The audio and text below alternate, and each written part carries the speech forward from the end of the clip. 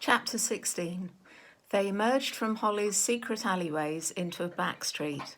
The city was louder here. Varjak could hear the shrieks and roars of those metal monsters close by. There were people, too. Their long, striding shadows flickered on the walls, and their shoes click-clacked on the pavement. "Keep your head down," said Holly as she led the way through the black, rain-soaked streets. "Don't get seen. You can't be too careful in this part of town." "This is where a lot of the vanishings happened," added Tam. That word again, vanishings. Everyone seemed to be talking about it. "What's a vanishing?" said Varjak. "It happens all over the city," Tam whispered, "but especially here.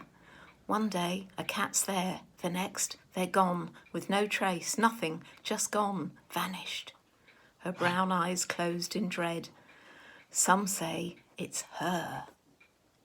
Varjak smiled and looked at Holly, expecting she'd make a joke of it, but even Holly's tail swished anxiously. "The truth is, no one knows," she said, black and white fur prickling. "It's another reason why Ginge and his gang are so edgy right now. They've lost a lot of good cats. Who's next? That's the question." The question made Varjak think about home. Who'd be next for the gentleman and his cats now the elder paw was gone? He shivered at the thought. The world he came from and this world outside were so different. The gentleman and the blues meant nothing here. The Contessa's house had no gangs or vanishings. Was he all that connected the two worlds? So who was he, and where did he belong? He couldn't go home without a dog, that much he knew. What would it take to make a new life outside? "Maybe I should be in a gang," mused Varjak. In a gang, it wouldn't matter that he wasn't a proper Mesopotamian blue or that he'd failed his family. No one would know. No one would care. He could be himself. He could be part of something. He could even have friends. "Gangs are always pushing you around, telling you what to do," said Holly. "It's nothing but, yes, boss this, and yes, boss that." "My gang would be different," said Varjak. "You could do what you liked in my gang."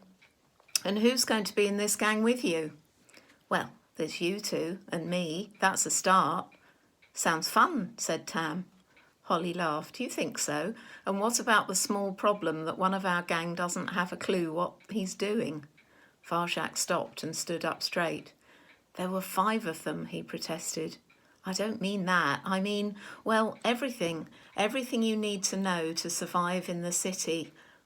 I'm just pausing one moment because someone's going to join me. Rolo, come here, darling. Come here, because we're reading a story. Come here. Good boy. Now, where were we? How to survive in the city, how to find food and shelter, how to stay out of trouble, I can find food, I'm a hunter. He knew she didn't believe him, but he couldn't stop now. "I'm the greatest hunter in the world." "The greatest hunter in the world," she scoffed. "You, pet cat Varjak, you couldn't even get your own breakfast." But Varjak wasn't listening anymore. Stung by Holly's words, he followed his senses down a turning of the street. He was going to show her. "Why are you so mean to him?" said Tam. "It's obvious he can't hunt, but there's no need—" "I haven't finished yet. Hey, Varjak, come back. You're not safe on your own." "Where are you going?" "To get my own breakfast," he growled. "Oh, Rolo, I can't read if you're licking my..." Just slight pause for a moment while we move down a page. Here we go. He could hear the buzz of street lights, the roaring of dogs, the rumbling of the city that never stopped. But above all of this, he could sense something close, something drawing him on. He followed it into the shadows, further from its lights. "Come back here," shouted Holly. His eyes closed slowly, adjusted to the dark. Deep down the alleyway, he glimpsed a soggy mound of paper and boxes. He could smell food, salty, fishy, oily. But that wasn't what had drawn him. His awareness started to tingle. There was something else. It was as if he was being watched, not just by Holly and Tam, but by some part of the darkness, with eyes as black as shadows. He let his awareness flow out. What he sensed was odd and cold, something not quite alive, but not quite dead either. He frowned. It felt wrong. Varshak Paw, it's dangerous down there. Come back right now. It was Holly. He turned, hushed her, and turned back, the tension rising within him. But that strange sensation was gone, leaving no trace. Had he just imagined it? All this talk of vanishings was getting to him. Puzzled, he probed the shadows again with his whiskers. Motion. This time he felt motion out there in the dark. What was it?